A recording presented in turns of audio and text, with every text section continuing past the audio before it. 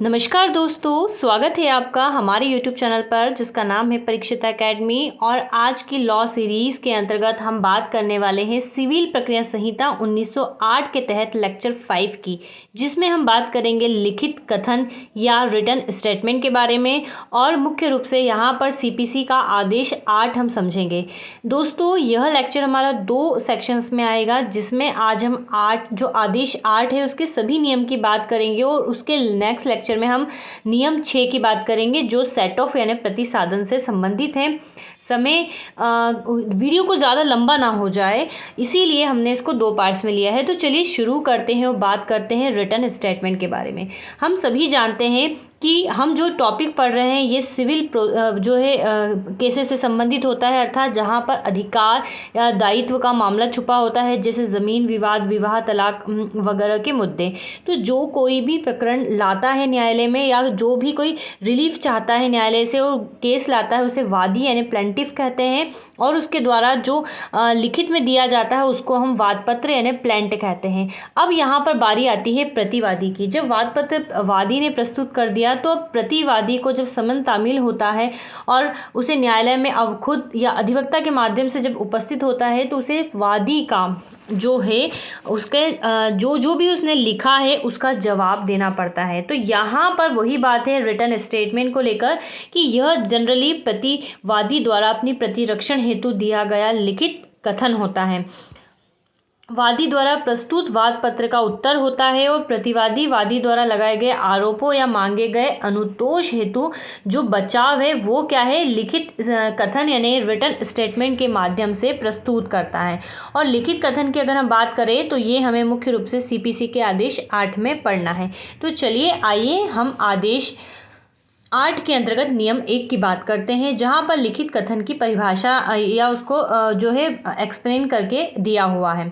क्या दिया हुआ है कि प्रतिवादी अपनी प्रतिरक्षा का लिखित कथन उस पर समन जो तामीली होती है, ठीक है, यहाँ पर है समन तामीली होने के 30 दिन के भीतर उपस्थित करेगा। लेकिन वह जो 30 दिन की अवधि में अगर उत्तर नहीं दे पाता है तो वह अधिकतम अवधि कितनी हो सकती है, 90 दिन की हो सकती है।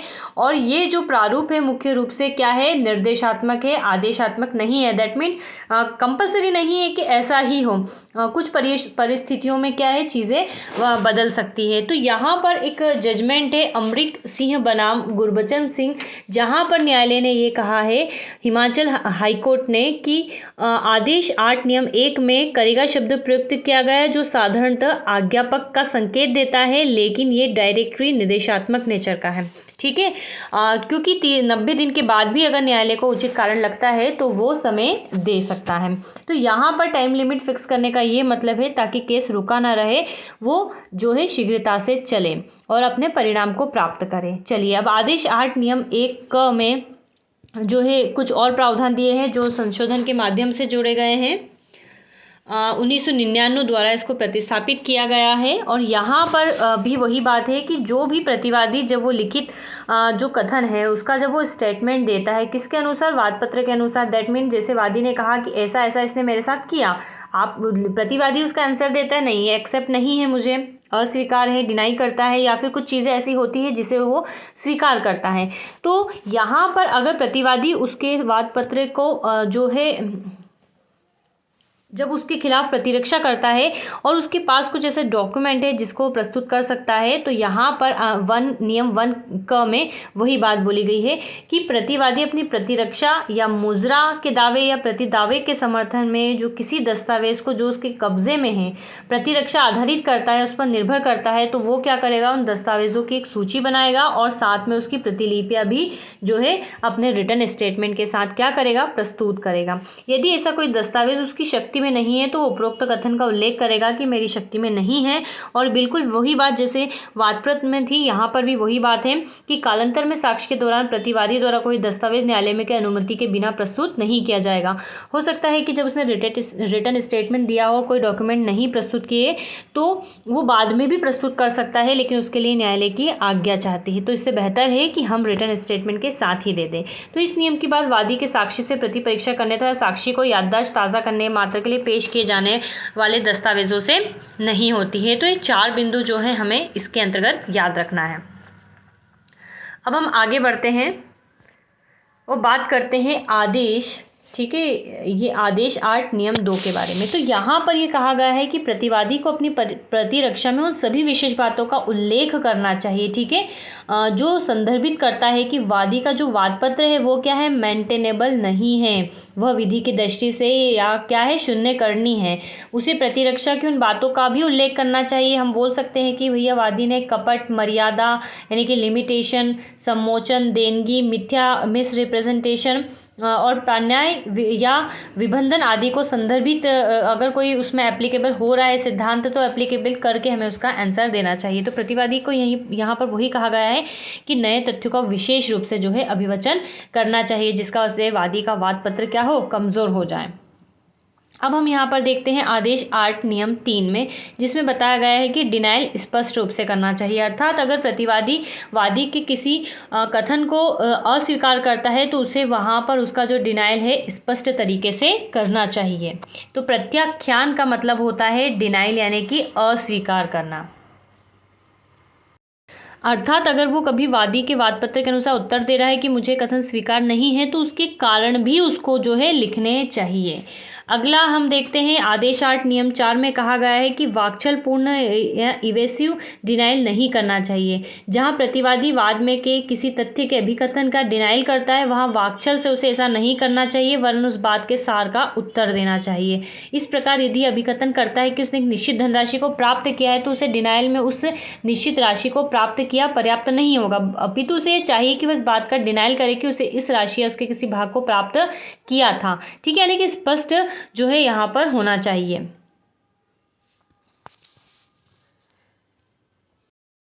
यहां पर एक जजमेंट है सैयद मुस्तेज, हम लिखते हैं यहां पर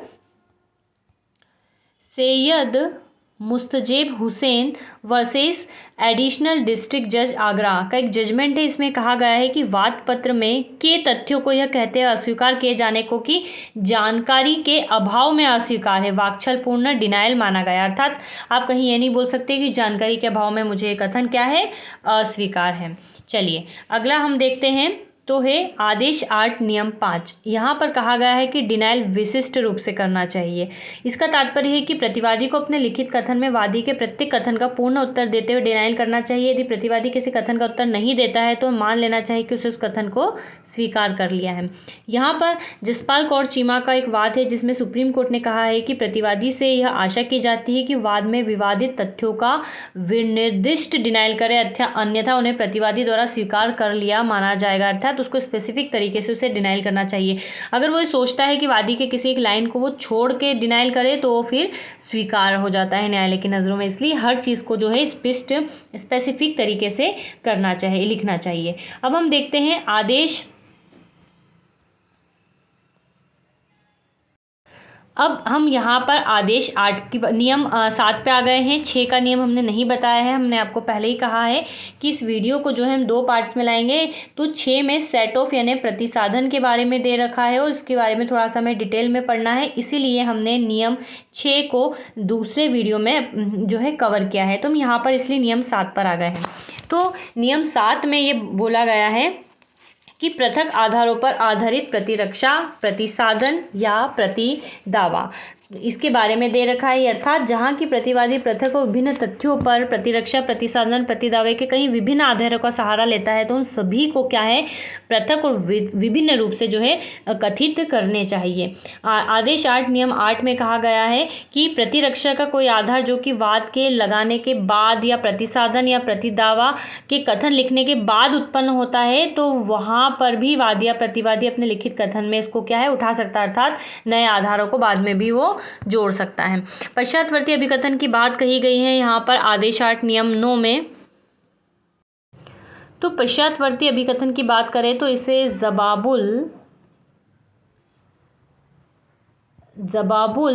जवाब भी कहा जाता है।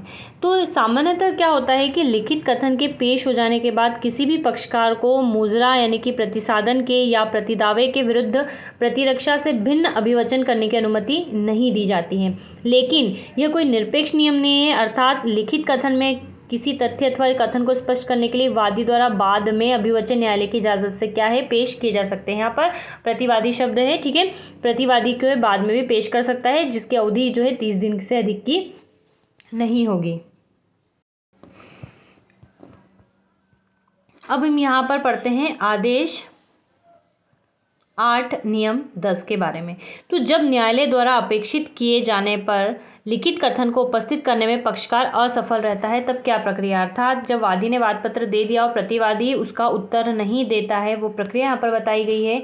तो जहाँ ऐसा कोई पक्षकार जिसने लिखित कथन नियम 1 या नियम 9 के अधीन अपेक्षित किया गया है, अर्थात हमने अभी नियम 1 पढ़ लिया और नियम 9 हमने देख लिया, और न्यायालय द्वारा यथास्थिति अनुज्ञात या नियत समय के भीतर उपस्थित करने में असफल रहता है, तो वहाँ कोर्ट उसके विरुद्ध निर्णय सुनाएगा या वाद के संबंध में ऐसा आदेश करेगा जो ठीक समझे। ऐसा निर्णय सुनाने के बाद डिक्री तैयार की जाएगी, अर्थात फिर जो डायरेक्टली फिर एक सिंपल सी बात है, जो कार्रवाई है वो एक पक्षीय हो जाएगी। तो यहाँ पर आदेश 10 तक ही हमारा जो है आज का वीडियो खत्म होता है और हमारा आदेश 8 नियम 6 बच रहा है, जिसको हम जो है नेक्स्ट वीडियो में कवर करेंगे। तो बताइएगा वीडियो कैसा लगा, अच्छा लगा तो चैनल को लाइक शेयर सब्सक्राइब जरूर करें। Have a nice day and thanks for watching.